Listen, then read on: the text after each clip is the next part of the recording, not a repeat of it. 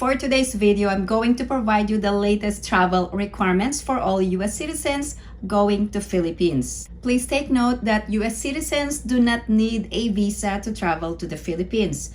This is because there is this Executive Order number 408. So what is this EO number 408? This EO 408 lists the countries where nationals are entitled to a visa-free stay in the Philippines for 30 days. So if you are a foreign national and you see your country in this list, so I'm going to post in the description the list of countries. So if your country is included in the Executive Order number 408, you don't need a visa to travel to the Philippines. And US is one of the countries listed in the Executive Order. So if you are a US citizen, you don't need to apply for a visa. However, you have the option of applying for a visa from a Philippine consulate here in the US. But my advice is you can travel to the Philippines without applying for a visa, and you can receive 30 days of visa-free stay in the Philippines. There is no cost to this visa, and you will receive this when you arrive at the airport. Let's talk about the requirements for other US citizen passengers. Please be aware of the different travel rules depending on the type of passenger. So please make sure that you comply with these immigration entry requirements. Foreigners under EO 408 do not need a visa. In addition, you must have a passport valid for at least 6 months at the time of your arrival in the Philippines. Also, you must have a return or onward ticket. The requirement is that your return or onward ticket must be within 30 days for non-visa required countries under Executive Order number 408. Also, you must not be a restricted, blacklisted, or considered excluded alien by the Bureau of Immigration. Here's an illustration for foreign nationals. For foreign tourists, there are two classifications: visa-free under EO 408 and visa required. These are countries not included under EO or Executive Order number 408. So visa-free privileges, 30 days, and 9A visa will be 59 days single entry visa. Other classifications of foreign nationals: former Filipino citizens, also foreign spouse, and there are different requirements if they are traveling with Filipino or former Filipino, or if they are traveling alone, they will be treated as a foreign tourist. Also, there are foreign children traveling with Filipino or former Filipino parent. And other classification of foreign nationals are holders of valid visa. Let's talk about first the requirement of a passport. What is the requirement? Your passport must be valid for at least 6 months or more. So why is this a requirement? Under Philippine laws, if you are a foreign national going to the Philippines, your passport must be valid for at least 6 months or beyond the date of your travel. So this is actually a rule in the Philippines. Another important information is that the name in your passport must match exactly the name in your itinerary or your ticket or your boarding pass. So everything should match. Return or onward ticket will be required for foreign tourist or foreign spouse traveling alone, and it must be not later than 30 days.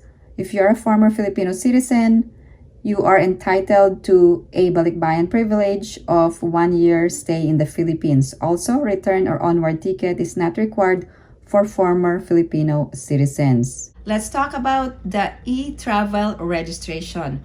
All travelers to the Philippines must register for e-travel. There is an important update regarding e-travel registration. There was a press release issued by the Bureau of Customs, and they are temporarily suspending the green lane clearance to streamline passenger processing. So this means that if you have nothing to declare or your QR code shows green and without declaration, then you don't have to go through the customs inspection. This was effective August 14 of 2025, and this initiative was prompted due to feedbacks from the traveling public regarding the long queues at customs arrival area. So this is also in line with President Ferdinand Marcos Jr.'s directive to improve government services, enhance process efficiency, and ensure a smooth travel experience for the traveling public.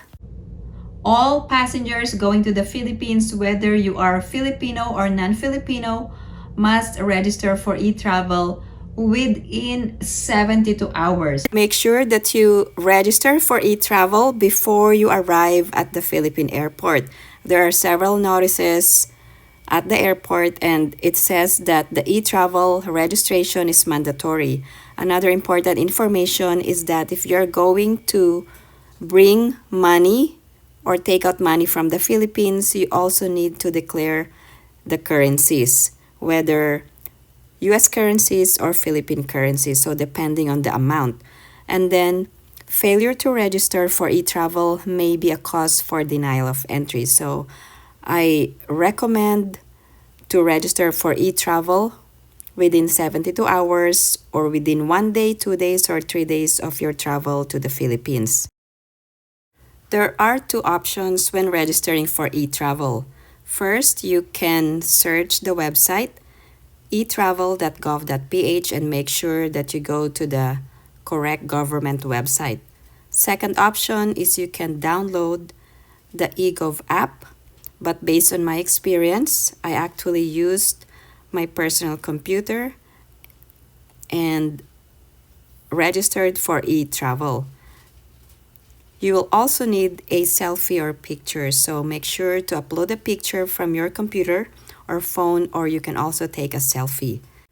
Here's my actual e-travel registration. I used my personal computer, and then you will also need your email address. So it's important that you use your valid email address. And then if you have a family member traveling with you, you can include that family member in your own account. So that means that family member doesn't have to register on his or her own. And then the QR code will just show in your email address, and you can just download the QR code for both of you. When it comes to entering the flight information, the flight that will take you direct to Manila or to any airport in the Philippines will be the flight information that you will have to enter. For example, I traveled from Las Vegas to Manila, but I have a connecting flight in South Korea, so I have to enter the South Korean flight from Incheon Airport to Manila. So that will be the flight information here when you register. Also, I registered 2 days before the date of my departure, because if I registered ahead, like 3 days before, the date of arrival in the Philippines will not show, or the calendar will not show the actual date. So I need to register 2 days before the date of my departure. Now, the destination, you have the option of using your residence or a hotel. And then for health declaration, you don't need COVID vaccination requirement or COVID vaccine, because that has been removed from the requirement 2 years ago. Let's talk about the online customs declaration form. What is the requirement in filling out this form? After registering for e-travel, you will be connected to the customs declaration.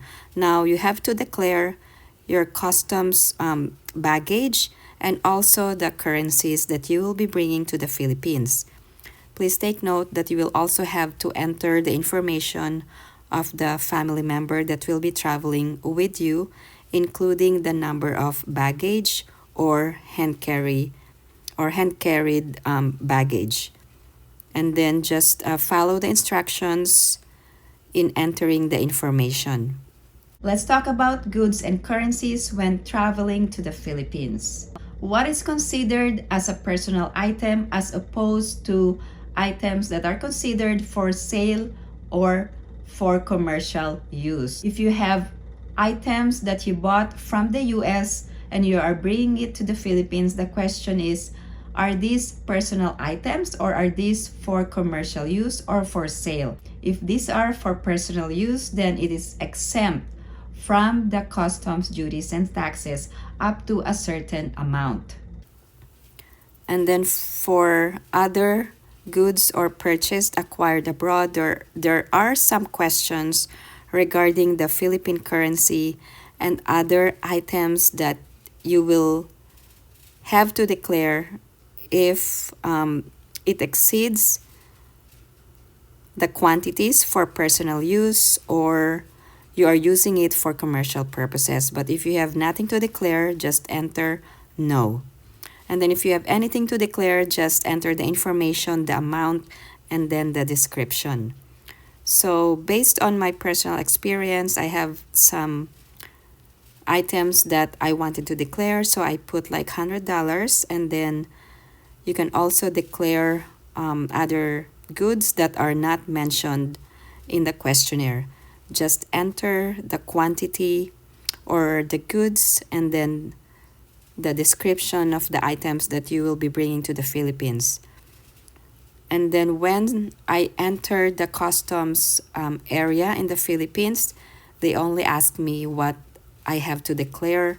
And then I said like I only have like grocery items, and they just let me go. So it was pretty much easy to go through the customs and the immigration in the Philippines as long as you have your valid passport and e-travel registration.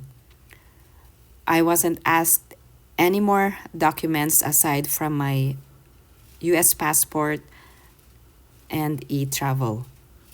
So it was pretty much easy. It was hassle-free as long as you did your registration ahead of time, and then you can easily claim your baggage without issues. If you have any other questions or comments, please post them down below and I will get back to you as soon as I can. Again, thank you guys for supporting my channel. And if you haven't liked this video, please give it a big thumbs up. And if you haven't subscribed to my channel, please subscribe and hit that notification bell. I always welcome new subscribers. Thank you guys for watching, and don't forget to follow my Facebook page, Documents and Visas. Thank you so much for tuning into my channel. I hope everyone is staying safe and have a great day.